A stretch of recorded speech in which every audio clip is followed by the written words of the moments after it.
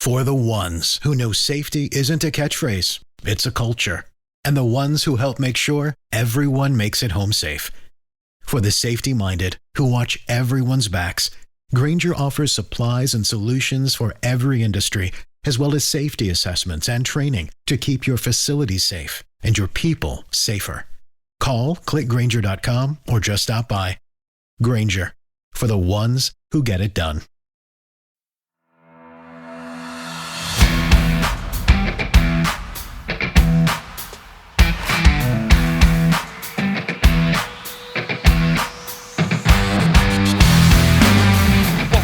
Rap Podcast, the place to catch up on all the regional and national rugby in Wales. You can find us on all the usual social media platforms and message us through there if you want, or you can email us on welshregionalrugbypod@gmail.com. So all the boring stuff out the way, let's talk rugby. Hello and welcome back to the Rap Podcast. This is yet another women's rugby special. Thank you so much for the amazing reaction to the first one. It did good numbers, guys and girls.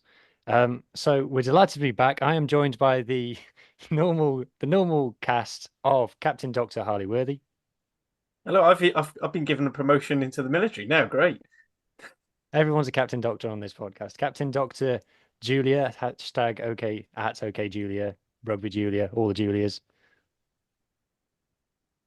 Hello. Oh, hello. Howdy. Hey, y'all. Glad to be back. I have to do this on the Scarlet's pod all the time. I always say things and everyone else just nods. And I'm like, nodding doesn't work on a podcast, people. And I'm also joined by Captain Dr. Sian Prescott, who some of you may know from the Pirate Rugby pod that we had on a couple of weeks ago.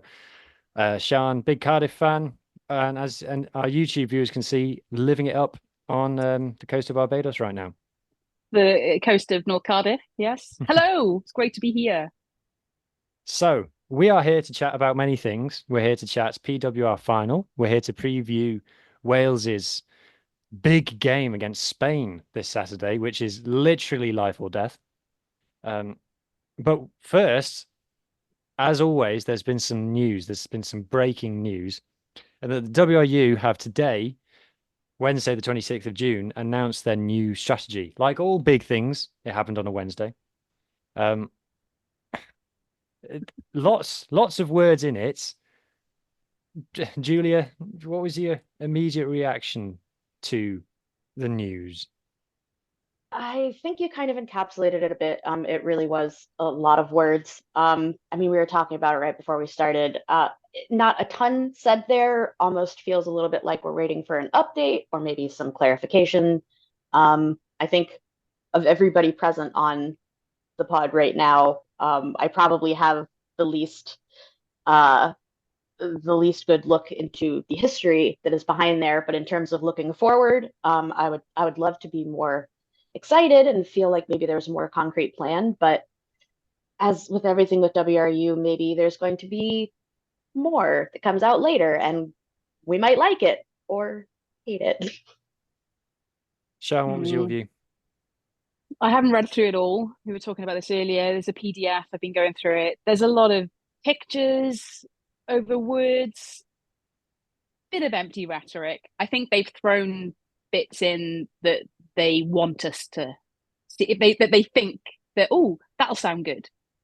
We want to increase growth in the women's game and all this kind of stuff. Yeah, of course we do. But there's no real sense of how they want to do it. There's an interesting bit in the women's section I noticed where they said they want to bring back the Welsh players in the PWR into the Welsh club game, which that was really interesting. It's kind of like a little side note, which I thought was interesting. The side notes are interesting. They are. Those are the interesting bits. At the bottom of some of the slides, they say areas of reduced focus or something like that. It's called. Yeah, so it's areas of reduced focus and rationale. If you give me two. Areas of reduced rationale. That's new. Reduced focus and rationale, yeah. It's like that point I thought was really interesting. Oh, you sharing screen just to see. Sorry, right, yeah. So for YouTube great. viewers, you can see. Oh, I'm Harley. I prepped. There we go. It's actually great. It really is what Sian was saying. It felt like so much lip service. So much we are saying the things we know you like to hear. I kept kept reading it and wondering, like, when are you going to get to the point? Developing a compelling competition offering elite Welsh players. Yes, great. You'd hope. And the bottom of the so. the bottom of, and then at the bottom, then we cannot deliver 0.3 without bringing some players back. You're right. How are you going to do it? Like that right now seems quite a way away. So, and I don't know how they're going to even do it. And many of the players in PWR, we've talked about that before on other episodes as well. Many of the players, the Welsh players in the PWR, have addressed this directly. I mean, Alex Callender isn't in the PWR right now, has been before, isn't just because of contract weirdness and the way that it went with Worcester, but she said it. She wants to come back. Lakey George said she wants to come back. There is want for it, but you know, as everybody who follows Welsh rugby knows, there isn't anywhere for them to go right now. So it's all nice. It's all nice to say, but so they do say, like higher up in the thing, that they say they want all the domestic teams, men's and women's, to be more competitive in their leagues, and they name check the URC and the Celtic Challenge, which is interesting because we've spoken, all of us, before about how we don't know how long the Celtic Challenge is going to last as a competition, or whether it's the stepping stone to something else. But this appears to suggest that they're expecting the Celtic Challenge to last at least till 2029. So I guess the place they would be bringing back these players to would be either Britain or Gwalior. So that's interesting, and that is what I assumed. But then there is the flip side of that, which means so it will no longer be developmental, because if all those girls come back, they'll all, you know, I don't see a 19-year-old like taking Keira Bevan's spot. Like I don't. Yeah. Well, I mean, and they are elite players. First of all, it's funny that I mentioned Keira Bevan because it's going to take a lot to take somebody away from something like the setup at Bears, the setup at Gloucester, the setup at Saracens. You're 100% right. Like that's the other thing. It's going to be quite hard. Like on the one side, you have got players who do want to come back to Wales, but then it's still got to be lucrative for them. And the Bears has got such an amazing setup. The players have admitted this themselves, and they do have a great setup there. Why would you necessarily want to leave that? Yeah. So yeah, it's hard. Also, it's an interesting contrast in that on the men's slide, it says that the areas of reduced focus, it says that they bringing marquee players back to Harley. Will you stop scrolling, man? So I was trying to find the right. You were there. You're there. You're there. Yeah, got it. It says bringing all marquee male players back to Wales is no longer a area of focus, and it's going to be something they're not looking to do anymore. So they say consensus that we should be happy for some male players to pursue opportunities, monetary and performance overseas. If there is no compelling offer in Wales. So that's two different views then. So for the men, they're saying the top players should be allowed to leave, and for the women's, they're saying we need to bring the top players back. It's interesting. Now, let's be honest about it. Bringing the top women's players back is going to be a lot cheaper than bringing the top men's players back. And it's interesting from a men's team point of view about the 25 cap rule, which is a point of big discussion in Wales. All I can say is the current squad that's going on tour this summer has 10 non-Welsh based players in it, which is probably the most for a long time. So that's the kind of world we find ourselves in. It also references the sevens, saying that the men's sevens is basically no longer a thing they're going to do. But because so many women's rugby players also play sevens, there's so much crossover there that they are going to keep that door open. I mean, they're going to have to, because on the flip side, I don't see. I mean, unless you say something like, I don't see you bringing a Jazz Joyce. Like, I don't see you able to offer Jazz Joyce something to come back. Otherwise, I not even Kaylee Powell, and those are only two. But you know, we would hope if it has to keep going this way, you know, nobody is overjoyed about GB as the place to play them. Definitely not the Welsh players, but if it ends up being the place to go, like I don't see how you keep the younger folks who see that and want that, you know, probably backs, and God knows the senior 15s team needs good backs. I don't see. I understand that they're not looking at it for the men, and okay, but if you want to bring the women back again, how? I think I guess they don't answer.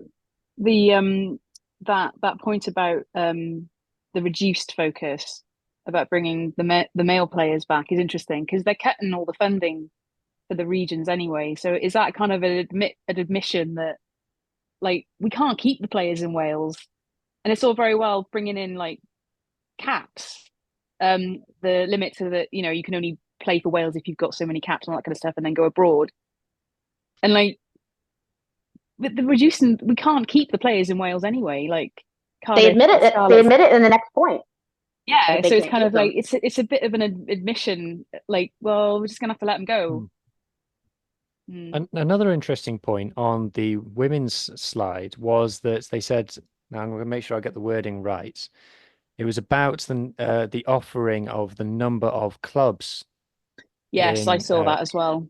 I saw that. I was seeing conversations about that as well. So recognition that there is not yet the demand for all Welsh clubs to have women and girls offerings, and that this is the interesting point, and that there are likely too many clubs even for the number of male players. Harley, what was your reaction to that? I'll be honest, for me, that's something I've sort of, I mean, yes, it's a bit sad having the women's and girls, but I mean, at the same time, there's no point setting up a program and having stuff in place if you're not going to get the numbers to even play. I think it's something that, we've had a lot of stories over the last couple of years where teams just can't fulfill fixtures due to lack of players because they're just too many. And I appreciate it's sad whenever a club has to close, either on a larger scale when you lose big fan bases, on the smaller scale when you lose these types of communities. But you do get situations where, like, a club, like a town, might have two rugby clubs, and neither of them are getting enough players for fixtures. And maybe, as much as it's you're losing a rival, you've got a great rivalry, or even two villages across. Maybe it is time to start merging them up a little bit, just so that there are enough players to actually play and we're actually getting these fixtures. So you have got people developing through and almost building it back up that way. Because a big focus on the community game and trying to get more people playing. Well, if you sign up for a club and your fixtures are constantly cancelled, you're like, well, do I bother re-signing next year? And then all of a sudden that problem's gotten worse because now can I be bothered? So maybe with the women's game, if not every club is offering one, then maybe you've got to go to the next town and you build it up. Yeah. And then maybe you get enough and then you split the two teams again. It's almost, you get a problem, like, biological background. If you try and divide your cells up like cells you're growing too thinly, they all die because you need to have a certain number for a population to grow properly. It's worth pointing out. I think in a similar way, on a sort of more macro scale, it's a bit the same when you're trying to grow rugby clubs. Yeah. Go ahead, Julian. All I was going to say was, and I know that it's rich coming from somebody who's American, and we have a gigantic population, and we do have lots of cities where we have multiple clubs and they do fill out. That's really new.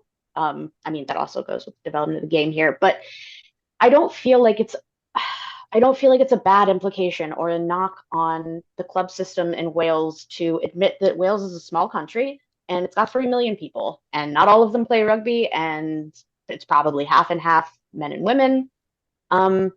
It's not a knock on any one club or another to point out, like, you're not pulling numbers, and especially for women. And I'm going to need Sean's help for this.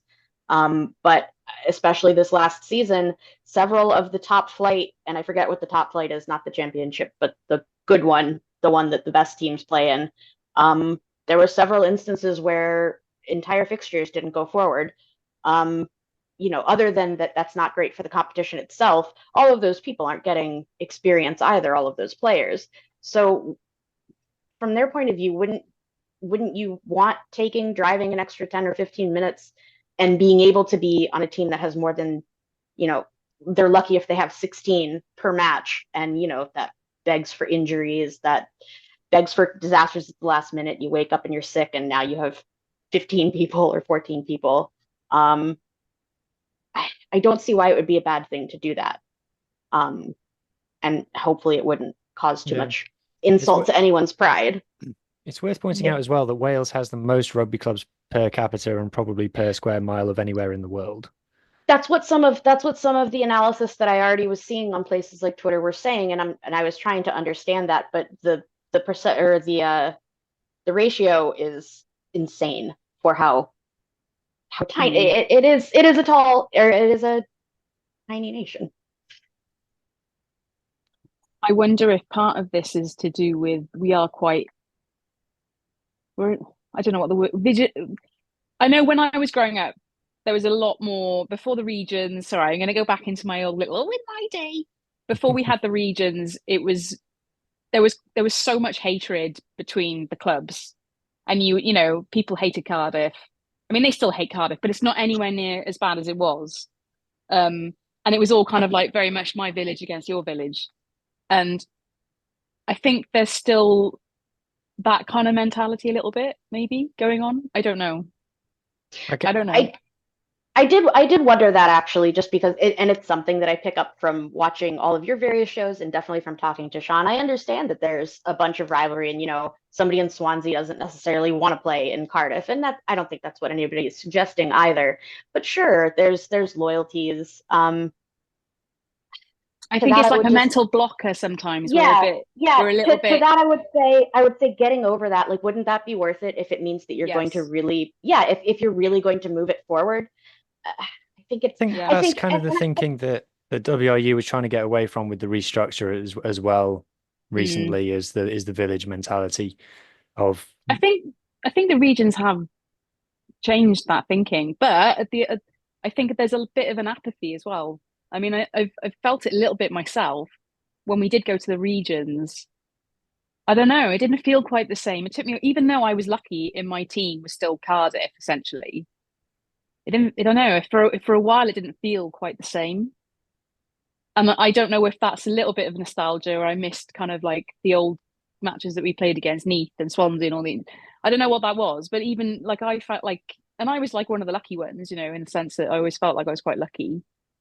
So I don't know. I think I feel sometimes there's a bit of an apathy towards regions. And then we look at the Judgment Day, the other month.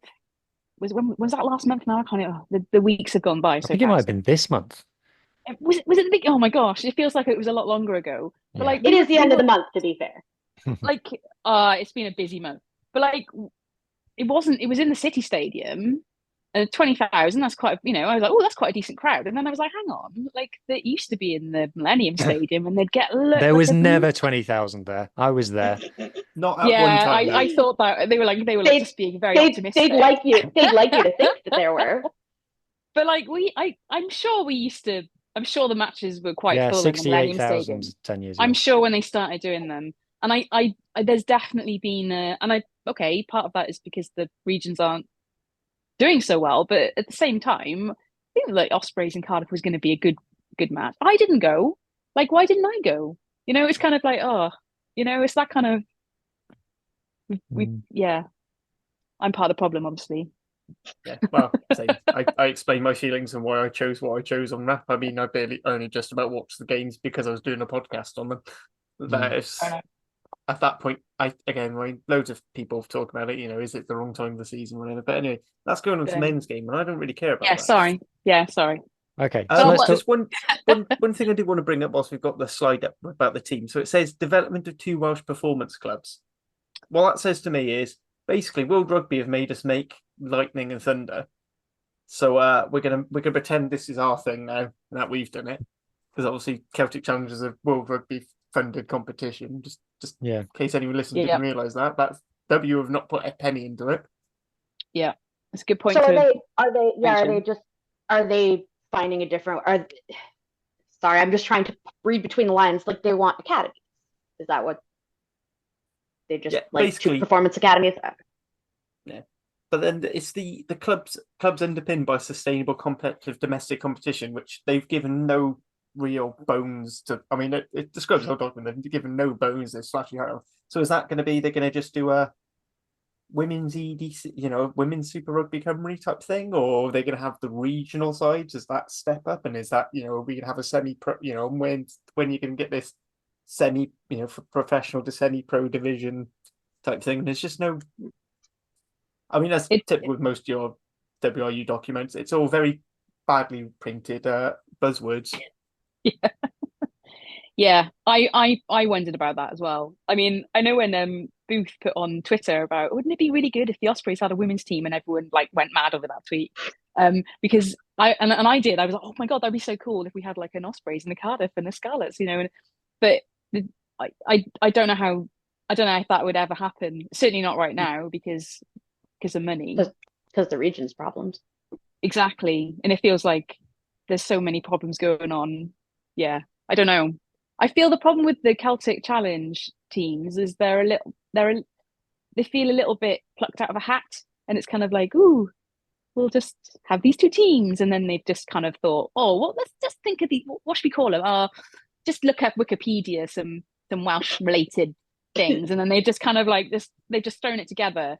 And I think the idea of it's really good, but I think the typical of WWE, the execution's been a bit sloppy.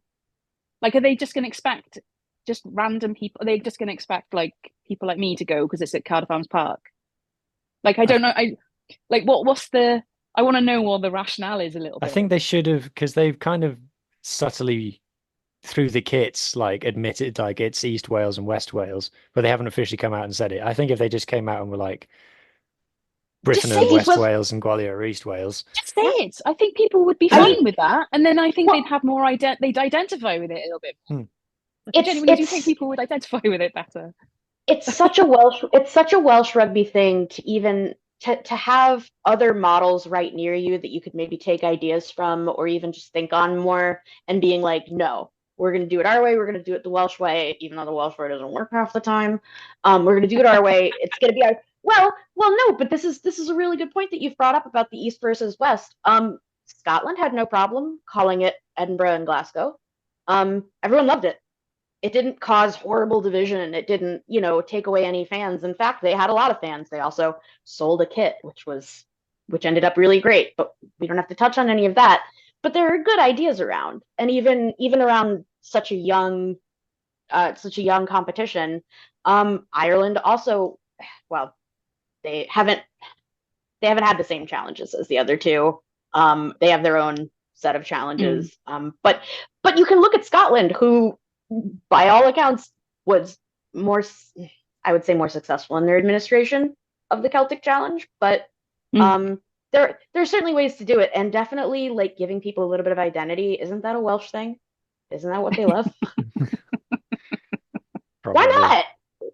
I wonder if they kind of deliberately did it because they didn't want. They were like, oh well, we can't call it East Wales and then play at Cardiff Arms Park because people further than East and Cardiff might get upset. I think there might have been bits of that going on.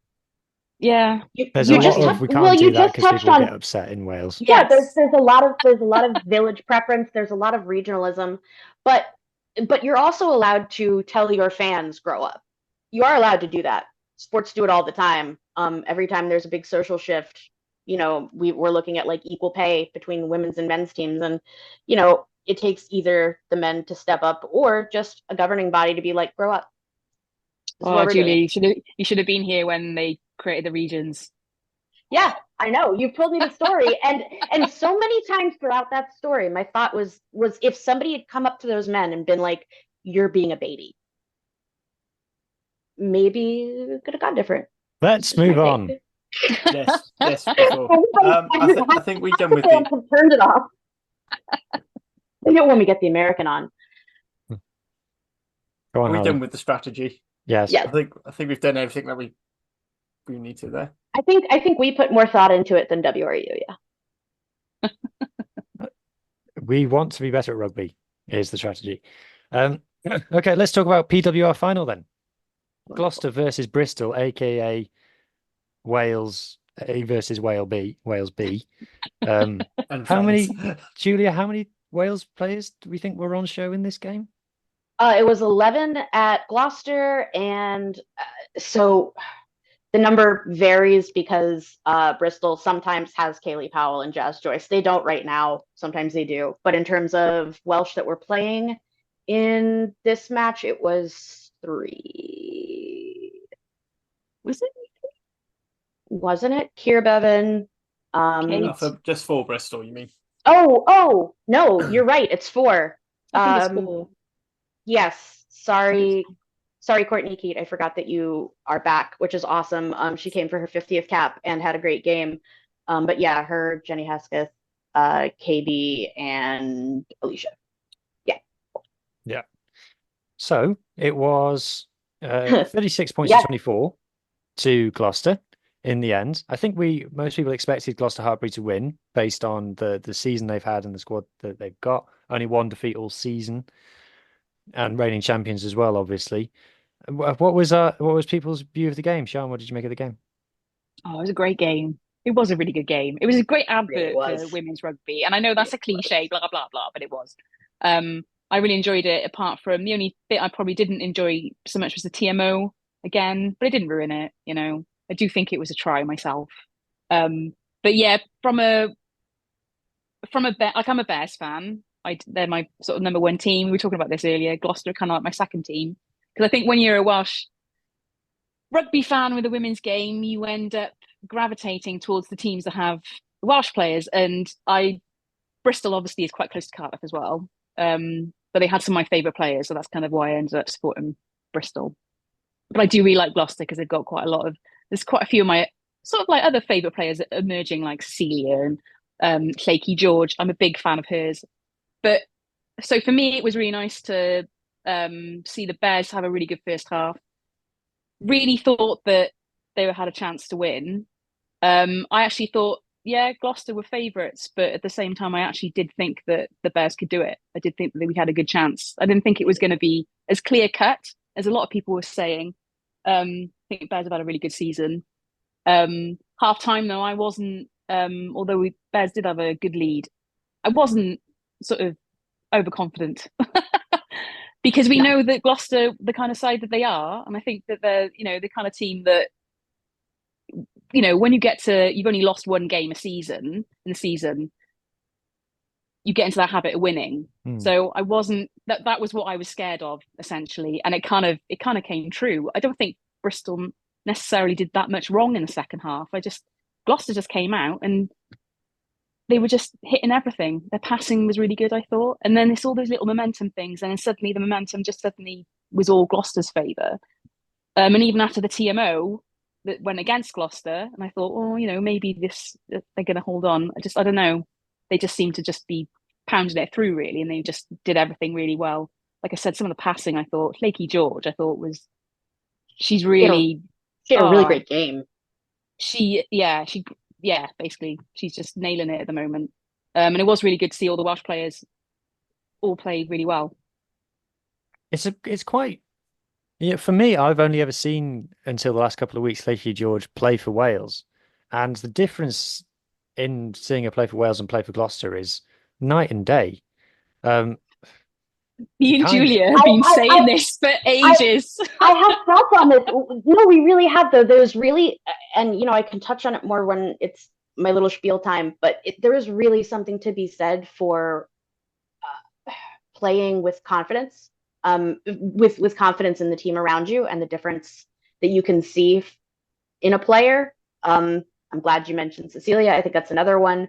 But I think especially Wales rugby fans who might have viewed this as one of their first women's or PWR, watching PWR rather than Wales women. If that was you would have been very happy with this match. It was a lot of the Wales women playing with more confidence than I think we've seen them play in the red shirt in a while. Scoring tries. If you didn't know the results of the Women's Six Nations, you would have thought Wales, I think, would have, because I genuinely think that the semi-final and the finals were like a really good advert for the Welsh players, to be honest. Yes. And I don't, if you 100%. if you would like put me in a cocoon and then brought me out at this time, I had no idea what happened in the Six Nations. I thought I would have said, oh yeah, Wales have another good Six Nations, And in fact, I would have thought, struggled to win a game, basically. I mean, we were a bit lucky to win in the end. You've got to ask. I would have expected them. I would have expected them to be third in the Six Nations if they performed the same way that they did that season, last season. Hannah Jones scoring tries in the semi-final and the final, but obviously didn't have the best Six Nations, shall we say? When she is relieved of the pressure of some of the other extracurricular things she has to do, and when she is allowed to be a center, which is what she is. Some backs can be utility backs. In my opinion, she's not one. I think she is very position specific. But when she's allowed to do the things that she likes to do, and that she does consistently, like many of the Welsh players, she's great. She's got endless patience. That's what you need. And every try that you were talking about was brought by just like doing simple things well, and not having to worry about kind of shepherding everybody around you to get everybody to play like one unit, which I think is something that the Wales backline struggles with. Yes. Very I think much. rugby's all about doing all the simple things well. It's all about Mhm. doing the simple things well. Yeah, the biggest And compliment that you can pay someone, a rugby player, sometimes is they run straight. yes, but it's It's but true it's though. so true. It's true, and that sounds like something Sean has said that like word for word before. But it really is. Sean, well, Sean is a quintessential back. I think you are also technically a utility back. I think you played in several. Yeah, and it really is though. It's not actually that simple. There's a lot of technical. I mean, we but say this about passing, like saying Flaky George, her pass is like, and it's the pass that makes it. But then they're not always that easy to do when you're running at full pelt, and then the player's got to be timing their run and all that kind of stuff. It's a little bit harder than just saying it's simple, but yeah. But I mean, and that necessity goes back to trusting the people around you, and of course playing a ton 100%. with them. Yeah, being able to read their minds, but really a lot of that just comes with like knowing that somebody is going to be there. Mo Hunt talks about it a lot, when she was asked about like what is the special sauce for Gloucester, and she was like, we all know because of practice exactly how this person is going to perform on my outside. Even if I can't read her mind, I can guess close enough to what she's going to be doing that I can make my little changes that an elite player does. Yeah. I think actually we saw a lot of that from both sides, but I think we really saw it from Gloucester, and that's something that they do. I think it's one of their hallmarks. Yeah. Just a few stats from the game. So, Bears actually had the better of possession and territory. That doesn't surprise me. That doesn't Very surprise much me, so. actually. And that's Bristol's MO, is ball in hand, and that was I think it was their biggest hope coming into this, and I really think it's why the first quarter or the first half went the way that it did. But they love ball in hand. So to that point, so a big difference that I'm noticing immediately to most of the men's stats that I look at is that total kicks in this game was 20, not each, total, which is not very many. I would like to put an asterisk there because that is a Bristol signature. That is a big part of Bristol's game. It's one of the reasons why, honestly, I'm also yet again Bristol's my first, Gloucester's my second team. What I love a lot about Bristol, and it speaks a lot to Dave Ward as a coach. They really like to whip it out wide, and they like to run. We saw all we saw was getting it out to the far channel in the first one. Get it to Renika Bonner. Deb Wills is out injured, but that's also what they would do. Sarah Byrne will be on the wing. Just get it. She'll pop up on the wing. but that really is, it's half funny, but it's also true. Sarah Byrne also started in the centers way back, just like Cecilia. But yeah, you can even get it to Sarah Byrne. You can even get it to Evie Gallagher. Sam Monaghan. I mean, yeah, Sam. Oh gosh, which I hope she's okay.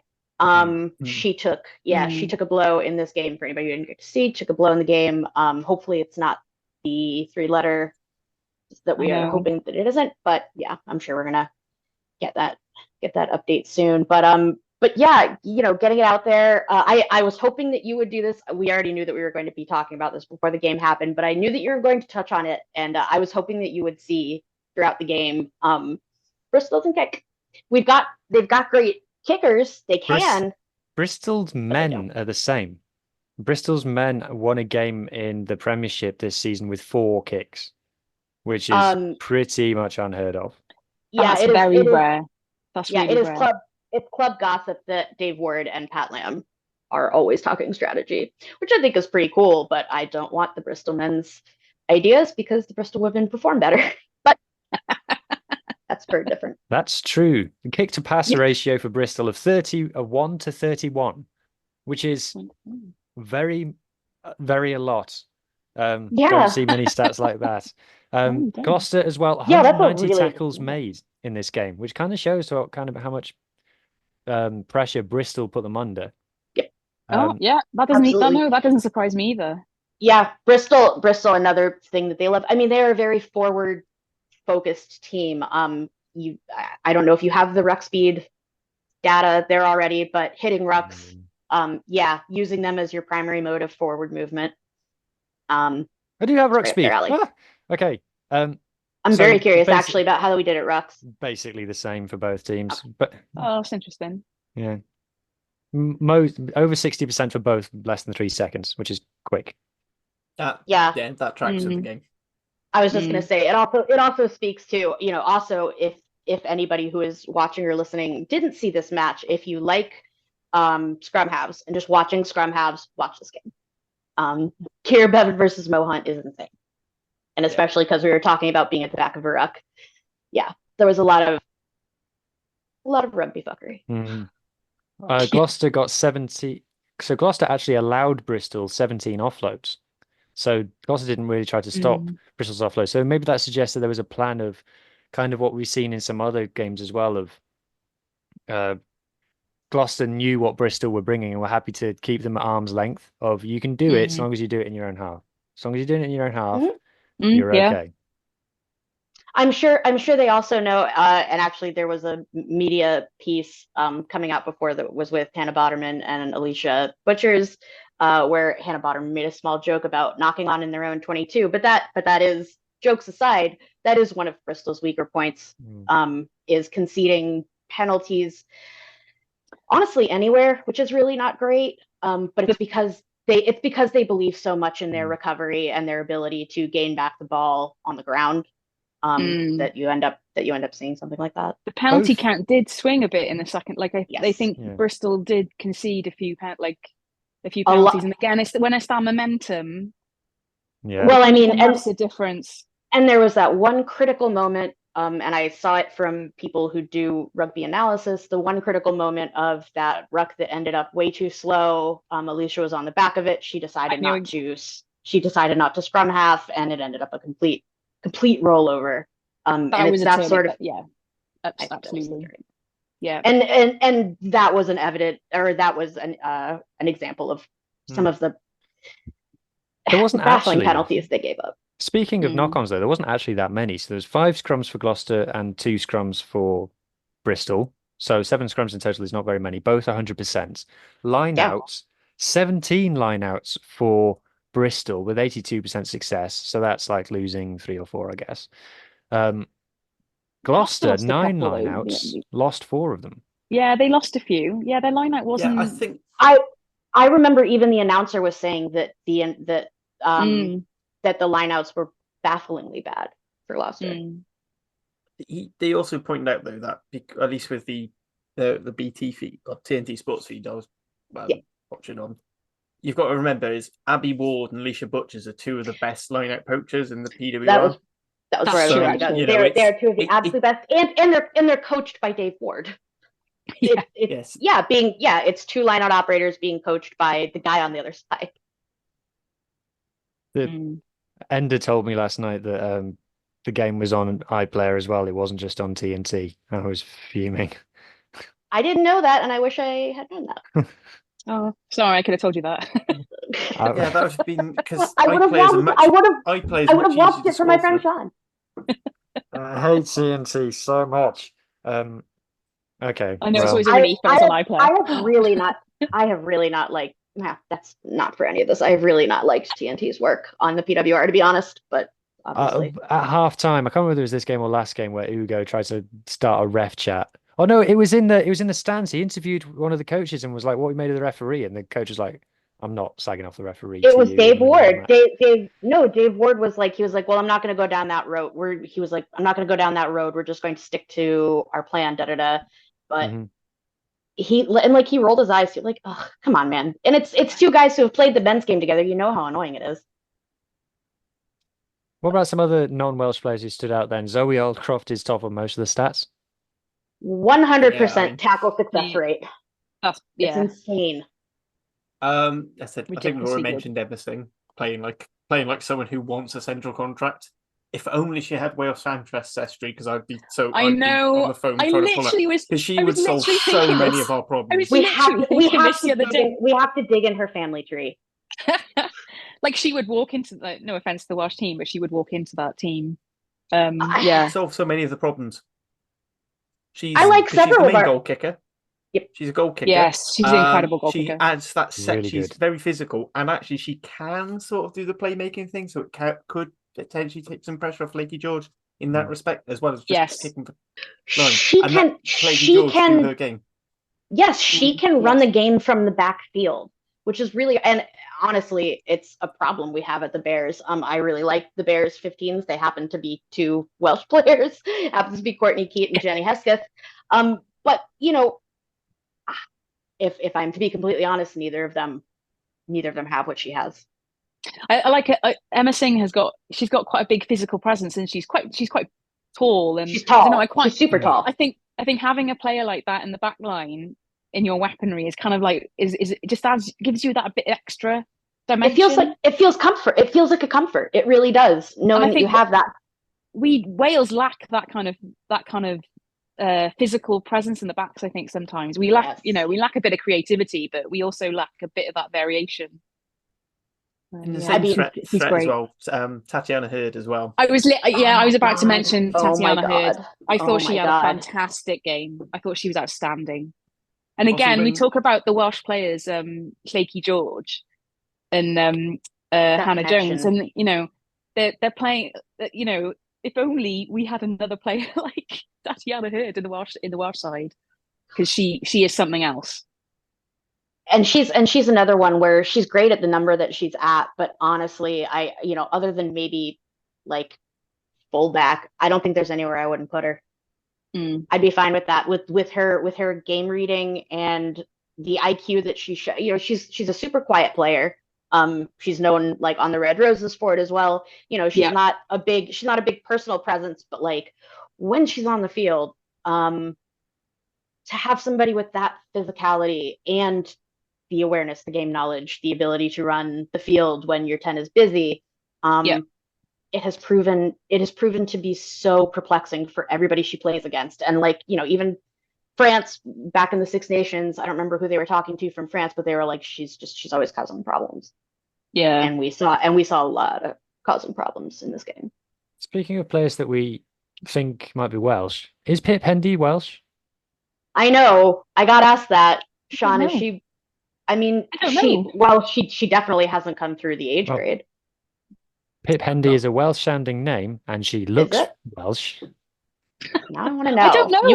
You guys keep talking. I want to know why she did. Well, it's funny that you bring up eligibility, and we were just talking about Tatiana Hurd. I don't remember if it was you or somebody else that I was telling, but I came upon the worst news of my entire life, which is that she is USA qualified.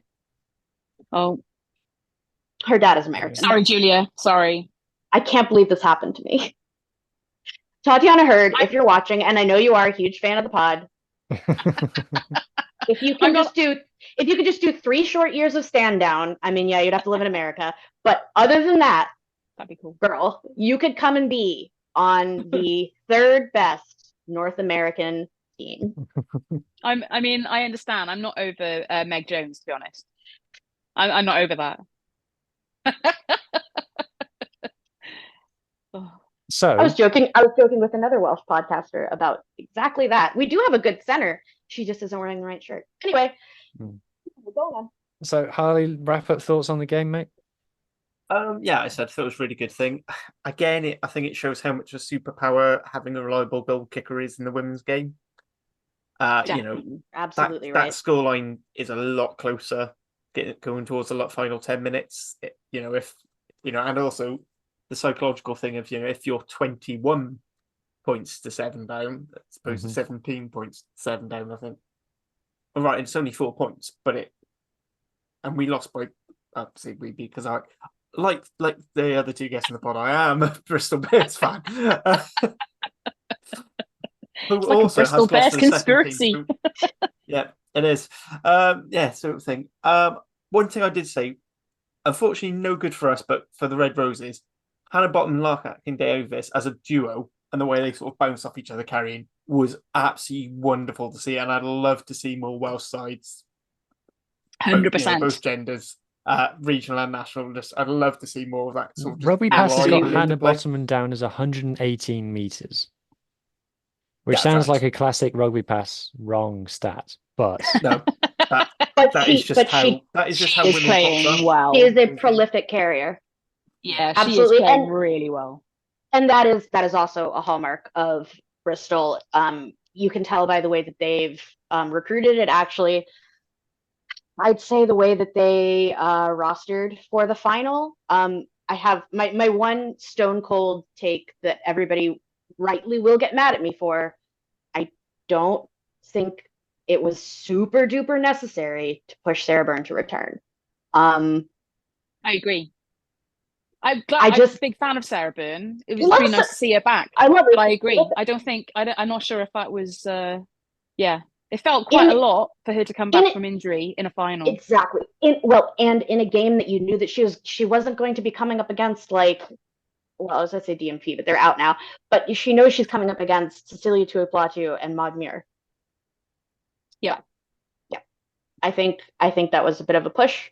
And I mean, I wish she were healthier at the same time, but she wasn't. And I think if she were at full health, or maybe we put her in the second half rather than having taken her out when we really needed a gust of energy behind us. I'm not saying that I think it could have fixed anything, but when we're talking about, and hindsight as well, obviously. But yeah, exactly. And yeah, of course, I was excited to see that she was back fit. And it's not like, she's not Welsh, so she doesn't need to be back in form. But one thing that I worry about was we saw Keir Bevan come off injured. Mm-hmm. I'm really hoping that's nothing, because we have Spain coming up, which I'm guessing we're about to transition into. yes. Yeah, wonderful. Well, we've got the Spain match coming up. And that is one of my concerns. We didn't expect that Keir would come off at all in the final, and she came off in the 65th minute. So hoping for the best there. But otherwise. Yeah. So BBC Sports Wales put out a quote today saying Wales flanker Kate Williams says the team are fully focused on Saturday's WXV Clash playoff with Spain, which is a relief. You'd hope that they would be. Imagine if they asked. Imagine if they asked her, "Well, how are you feeling ahead of Spain at the weekend?" And she went, shit. "Oh shit."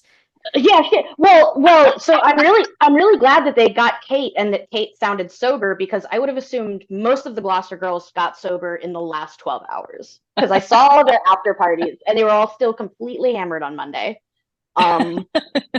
So we laugh, and I'm glad. I want them all to party, and all the English girls got to go have a hell of a time, and that's awesome. But truly, there were people like Cecilia Tuipulotu and Kate Williams who had to. I'm guessing they're back in camp already.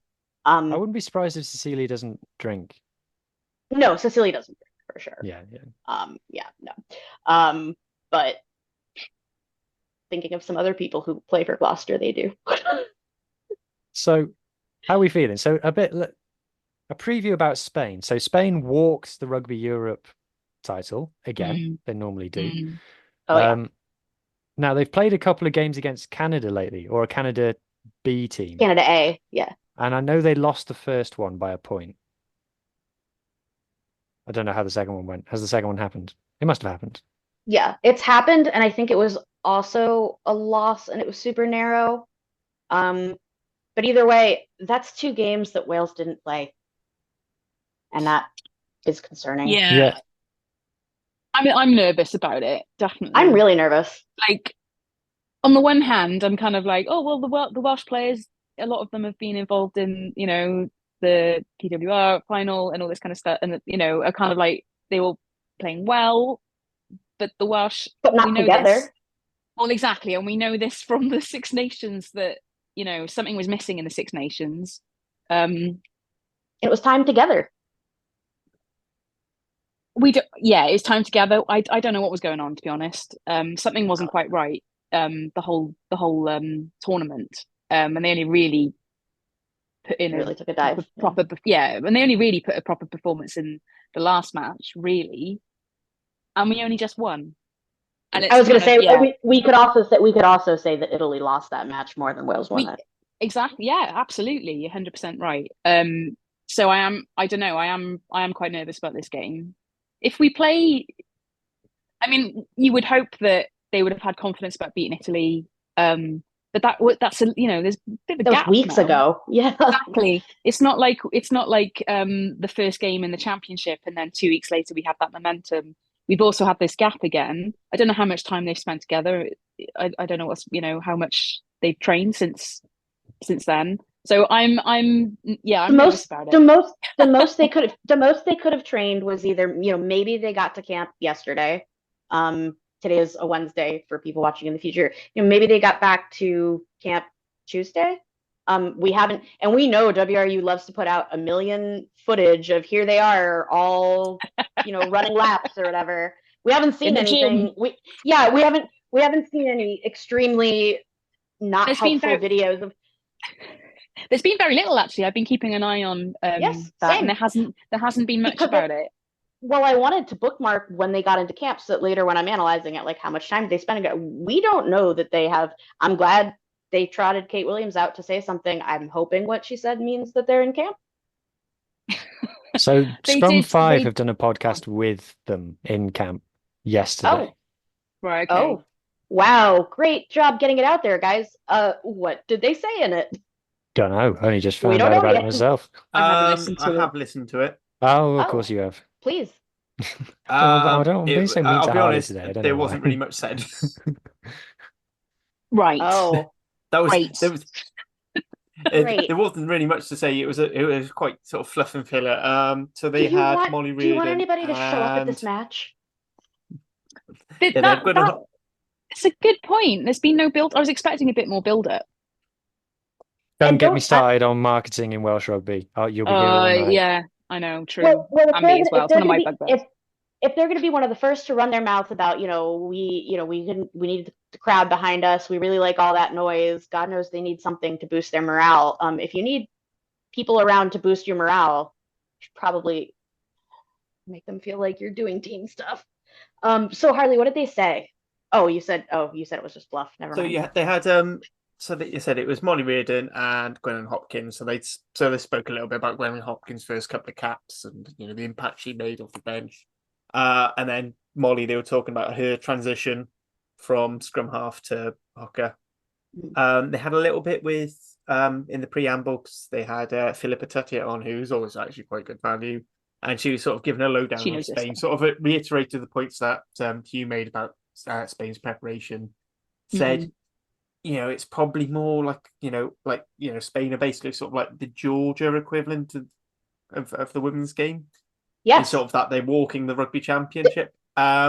Which, when you say is Wales Georgia, it becomes a lot more terrifying. Yes. Well, I see them as Georgia insofar as and the argument has been to a lesser extent than it is in the men's game, but there has also been a corollary argument in the women's game for, of course, the Six Nations should just straight up be expanded. And if they were for the women's game, it would certainly be Spain. There's no question. Spain used to be in. They used to be in the. Spain was in the Five Nations. And I don't remember who else wasn't, but Italy wasn't, and someone else wasn't. It wasn't Italy. It wasn't Italy. I think I can't remember now. I remember seeing Wales play Spain. It was good. They were good. They were really good. Yeah.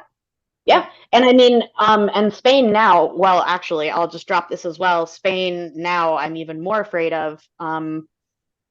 I've talked about it before on other episodes about what I perceive as some leadership problems on the Welsh team. And I will tell you, Spain does not have that problem. Spain's captain is Laura Delgado, Bimba, who plays at Gloucester, in fact. And she is a hell of a leader. She's a hell of a motivator. Ever since she came in and took the place of Patricia Garcia, all the media that I've seen out, and I do understand Spanish. I don't speak it that well, but I do understand it. Everybody seems so encouraged, which is great considering Spain as a governing body. So it's good that somebody feels good. So I'm looking at the World Rugby's rankings, which is always a mistake. But so Wales are 7th, 8th. Eighth. Spain are 13th. below South Africa and Japan and Italy, but Ireland are 10th. And we know how that Yes. went.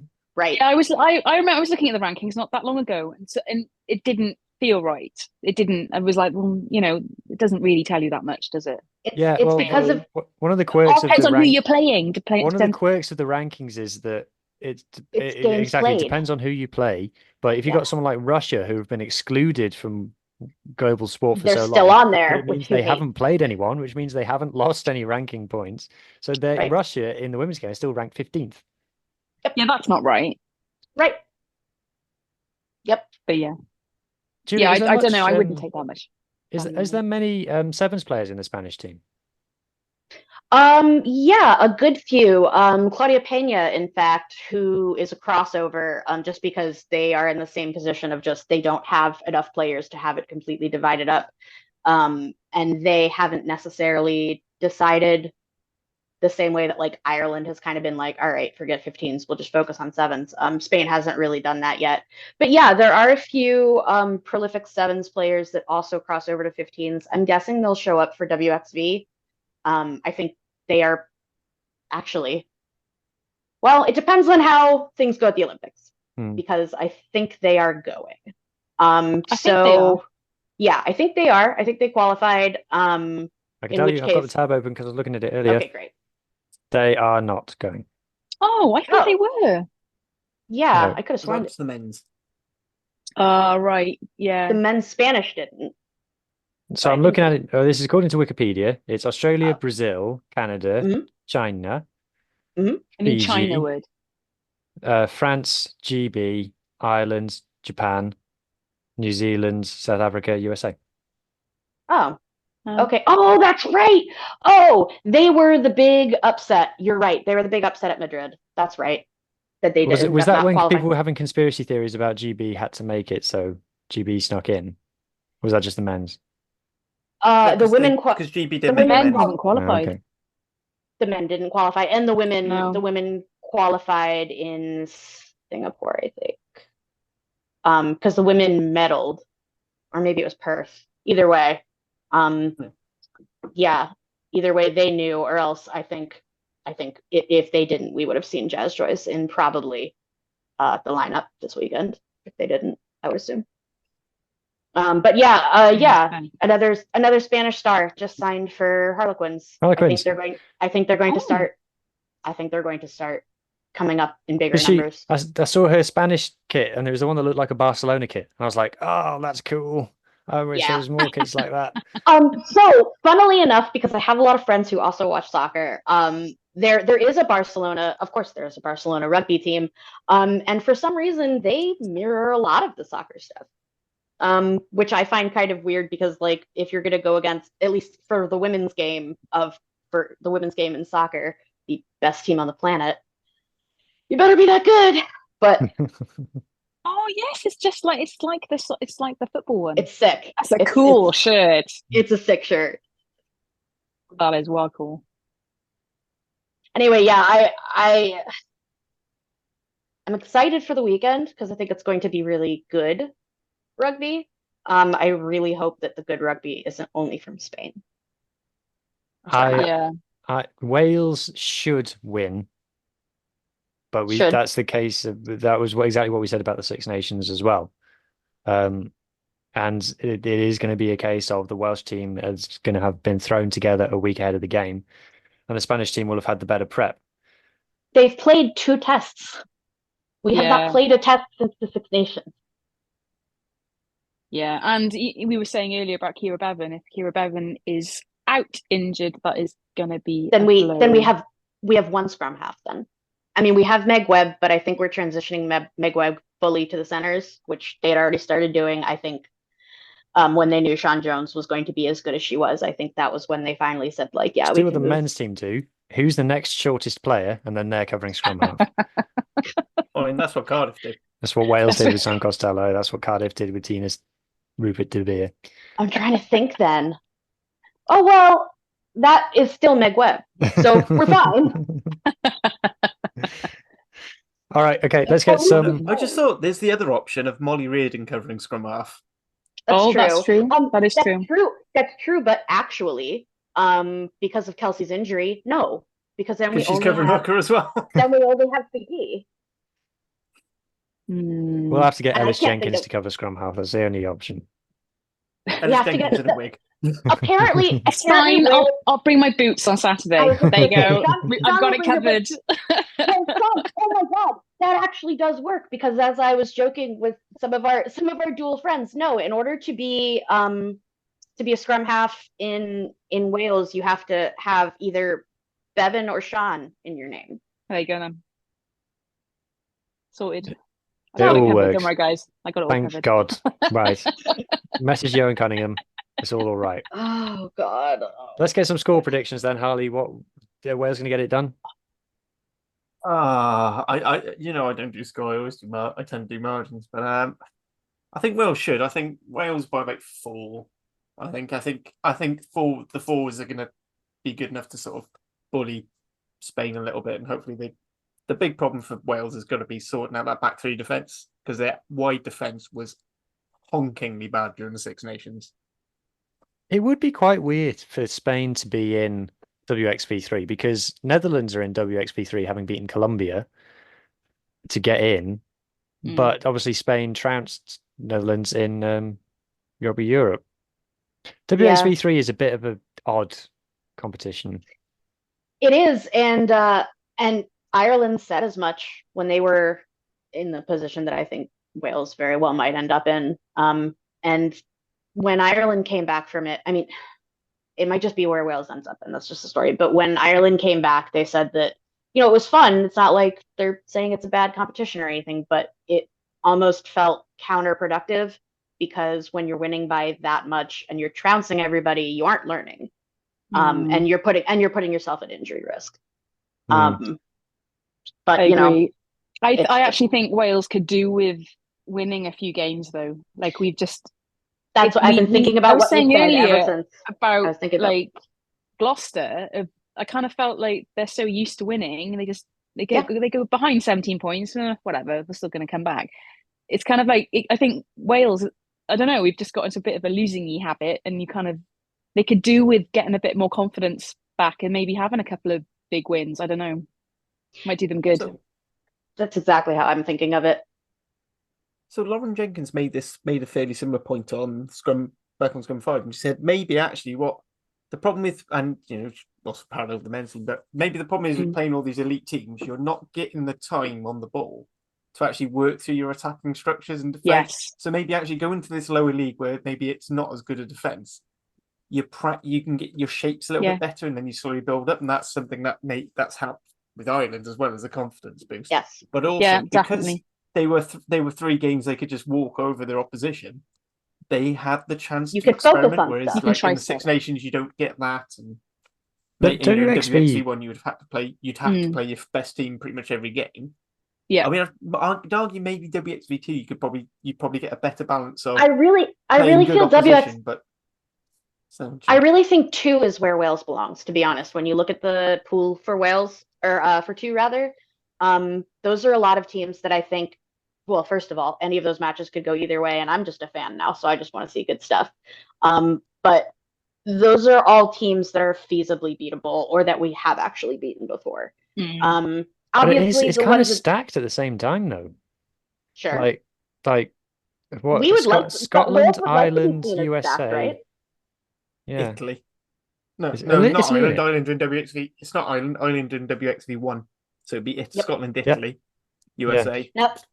Now this isn't an Ireland-centric cast at all, but God, that's going to be so interesting. Going from 3 to 1. I'm just really interested in. Yeah, and I mean, especially all of us here having been most recently in 1, perhaps wishing we weren't. It would be great if we could reap some of the same things that Ireland did. But Japan and Fiji in 2 as well.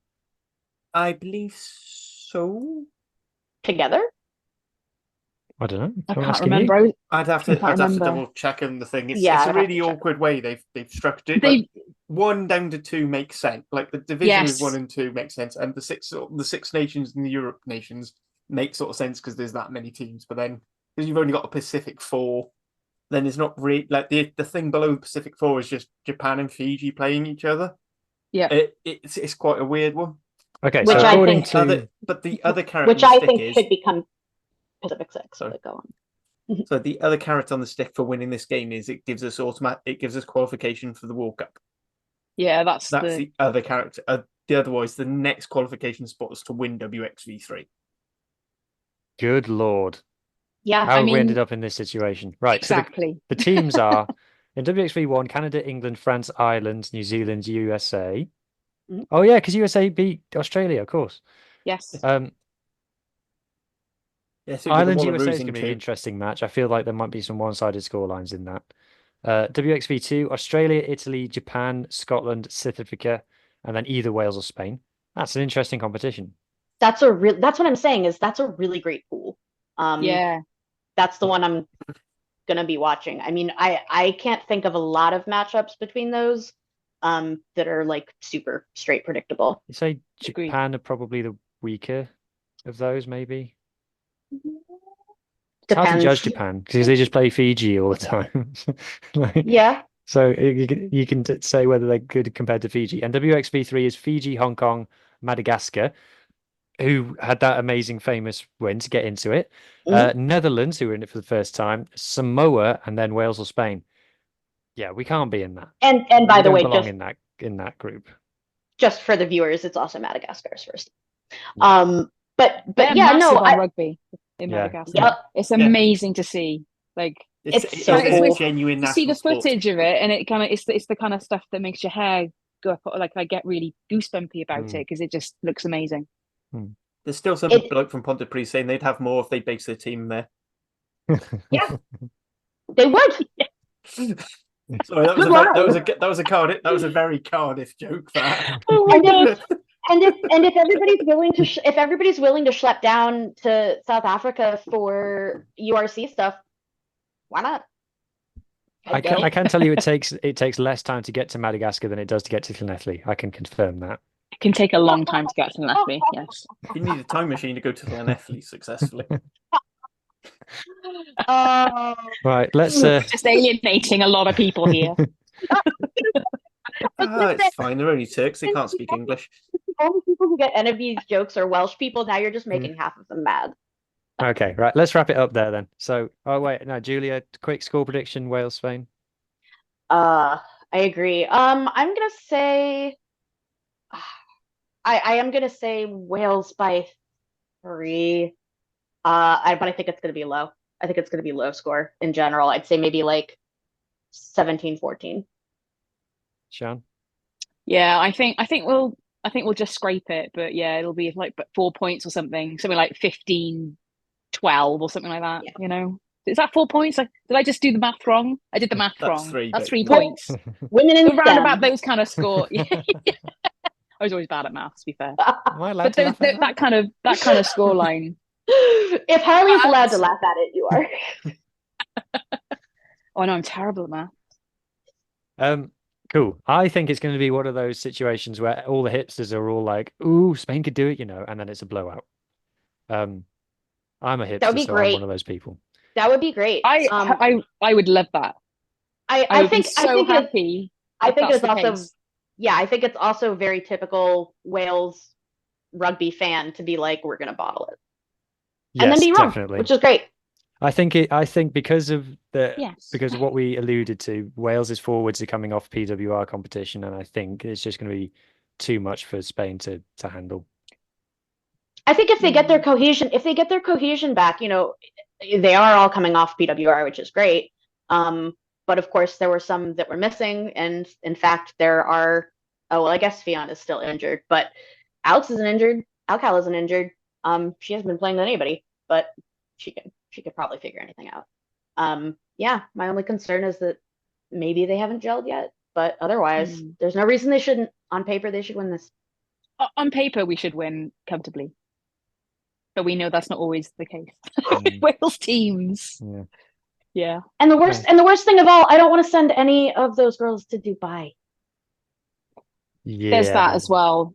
There is, yeah. What a place to hold a women's rugby tournament. I'm Oh my so god, over- the sport washing. especially after the So Qatar over it. announcement.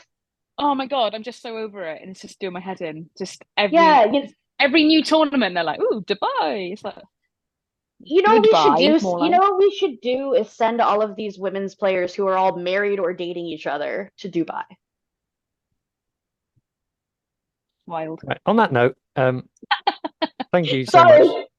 Thank you so much to all of my guests, and thank you to everybody for listening. We hope you enjoyed it, and we'll see you next time we do one of these. Don't know when that's going to be, but there will be another one, so stay tuned. Go Wales. Leicester. Go Wales.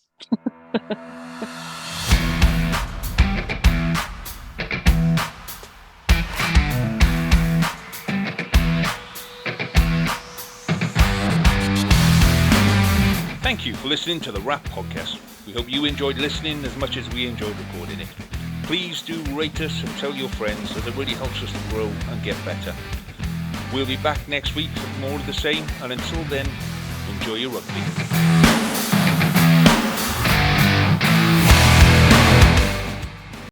Sports Social Podcast Network.